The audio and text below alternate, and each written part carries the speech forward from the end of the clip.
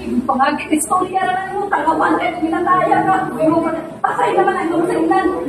Di ba ito ka ako, makipag-away sa mga palayo, mga kay kabuyo mo.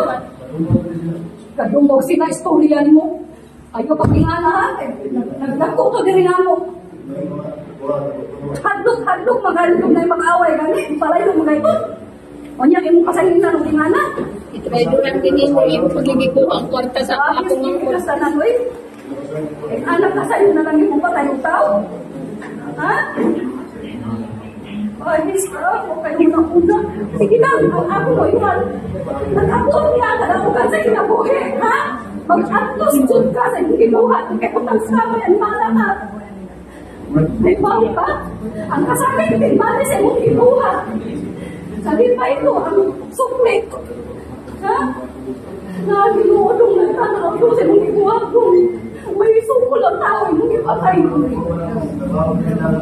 Tapos kapag ko yung ginagawa ng anak ka, ano sana ang manakit na simbahan na ako nila? Isang sa mga tao, pinakabang ko mga tao construction. Palayo kung ganito. Pagtutuig at trabaho. Wait, wag tayo kontratan ka ko. Okay na akong manakit. Huwag ka na abos, huwag ka Mahala ka? Ano kayo? Tugaw ka. Ito, malaga din. Lagi nung mag-isya ko, doon na walo na na kayo. Ayoko na lang yung patay ang tao nila na. Ikaw mo ka? Usok sa pagpatay. Sa imong gibuhat ko. Sado mo na imong sa pagpatay ang tao.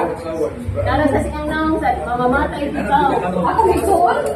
Pag di ka suon, pagmahay nga. Huwag ka malapat ni pag-alto ni mo dito. Nakipag-isip Wala ka ka na. kasi sa itong anak.